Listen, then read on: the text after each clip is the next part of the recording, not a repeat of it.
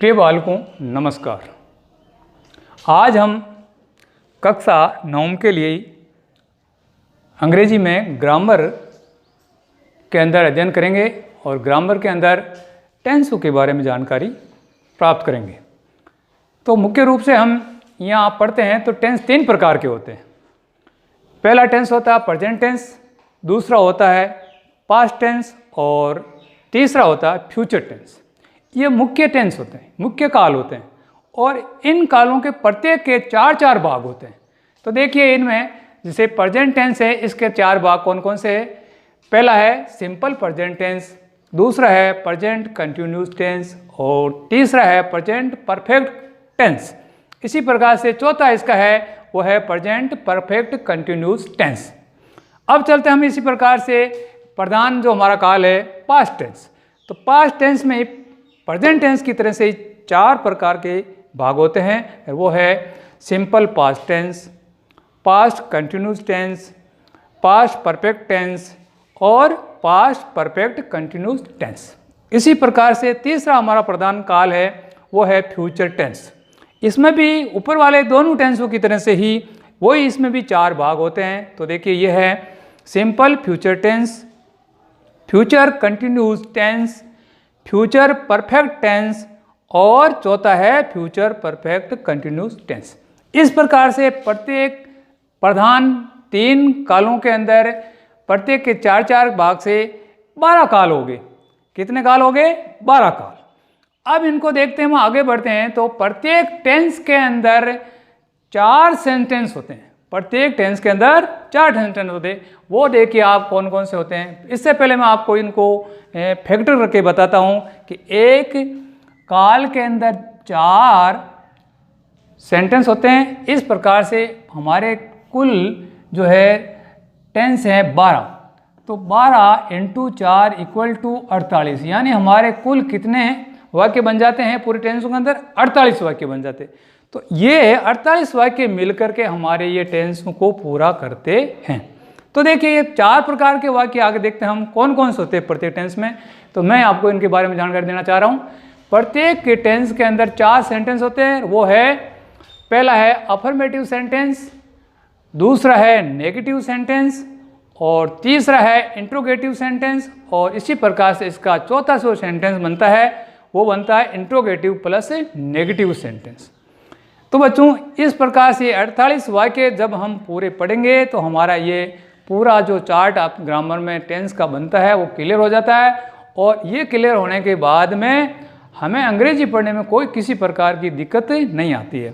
प्रत्येक काल के अंदर प्रत्येक टेंस के अंदर हम जब वाक्यों का प्रयोग या लिखना सीखेंगे तो हमें सरलता से जानकारी ये मिल जाएगी कि किस वाक्य में किस प्रकार का वाक्य और किस तरह के काल क्रियाएं इसमें प्रयोग लेनी है, उनकी जानकारी हमें इनको पढ़ने के साथ साथ मिलती जाएगी। आज हम सामान्य रूप से आपको बताना चाहेंगे। तो पहला जैसे प्रेजेंट टेंस है, उसका पहला काल है वो है सिंपल प्रेजेंट टेंस। इसकी मैं सामान्य जानकारी आपको आज दूंगा और कल आप इसकी तैयारी करके आएंगे।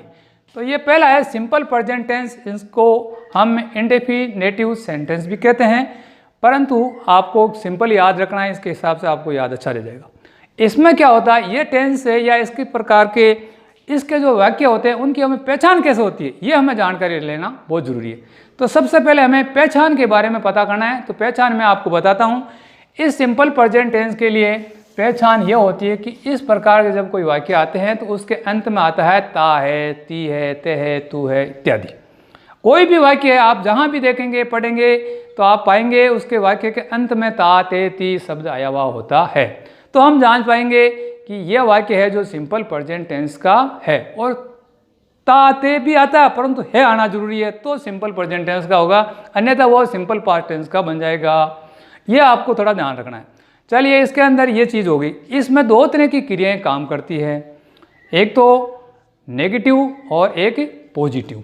तो ये हम इसमें क्रिया मुख्य रूप से कोई क्रिया नहीं होती है, परंतु हम कोई किसी क्रिया को लेते हैं यानी उसको हम लेकर के काम लेते हैं, वो होती है डू और डज।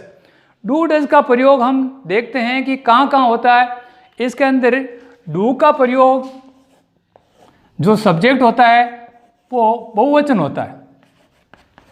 तो हम डू का प्रयोग करते हैं, और डज का प्रयोग जब सब्जेक्ट एक वचन होता है तो हम डज का प्रयोग करते हैं। तो प्यारे बच्चों, इस प्रकार से ये थोड़ी सी आपको जानकारी इसके बारे में दी मैंने कि इसके अंदर ये दोनों क्रियाएं काम करती हैं, डू और डज। तो एक वचन में डज का प्रयोग और बहुवचन में सिंगुलर और प्लूरल। तो बहुवचन के अंदर डू का प्रयोग हम इसमें करते हैं। सामान्यतः हम इसकी जानकारी रखने के लिए सोचें तो पहले सबसे पहले क्या होता है, सामान्य जो हमारा वाक्य होता है, सामान्य वाक्य में क्या होता है, एक वचन जब हमारा वाक्य होता है तो उसकी मेन क्रिया, मुख्य क्रिया होती है, उस क्रिया के साथ में हम एस या ई एस लगाते हैं। और अगर कर्ता सब्जेक्ट बहुवचन होता है तो हम इसके अंदर मेन क्रिया के साथ या मुख्य क्रिया के साथ एस या ई एस नहीं लगाते हैं।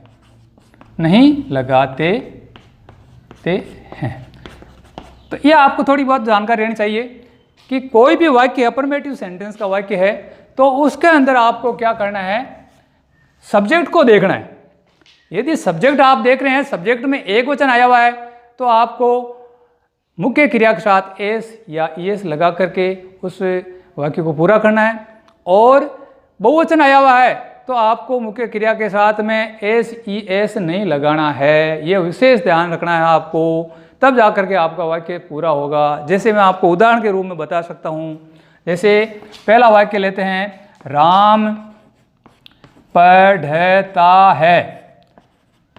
तो यहाँ देखिए आप, पढ़ता है, यहाँ पर जो ये है ता है शब्द आया है, इससे हमें इसकी पहचान हो जाती है कि ये जो वाक्य बना हुआ है ये सिंपल प्रेजेंट टेंस का वाक्य है। अब चलते हैं आगे। अब हमें इसमें वाक्य को पूरा करना है तो किस प्रकार से करेंगे, इसके लिए हमें चलना है इसके सब्जेक्ट की ओर। सब्जेक्ट यहाँ पर राम आया हुआ है तो राम सब्जेक्ट है जो एक वचन है। तो राम सब्जेक्ट एक वचन होने के लिए हमें जानकारी होनी चाहिए कि हम इसका जो मुख्य क्रिया है वो पढ़ना है। इसकी जो मुख्य क्रिया हम पर देख रहे हैं, पढ़ना है जो इसकी मुख्य क्रिया बनती है। तो ये तीन चीज़ें बनती है, सब्जेक्ट और मुख्य क्रिया और ये इसका ऑब्जेक्ट। तो इस तरह से आगे हम इस वाक्य को अंग्रेजी में लेते हैं। तो एक वचन कर्ता होने के कारण हम मुख्य क्रिया के साथ में एस या ई एस लगाएंगे। तो देखिए राम और रीड जो है प्रधान क्रिया है तो रीड हम लगाएंगे आर ए रीड, और इसके साथ हमें एस लगाना पड़ेगा। राम रीड्स, बस इसका आपका वाक्य पूरा हो गया। राम रीड्स, यहाँ पर देखिए मुख्य क्रिया के साथ में एस लगाया इसलिए क्योंकि ये इसका कर्ता है जो क्या है, एक वचन। अब लेते हैं वाक्य दूसरा, हम अंग्रेजी पढ़ते हैं। तो यहां देखिए आप, इस वाक्य की पहचान करनी है तो भी हमें पता चलता है कि इस वाक्य के अंत में ते हैं आया है। तो ते हैं आया है, इसका मतलब ये वाक्य भी हमारे सिंपल प्रेजेंट टेंस का है।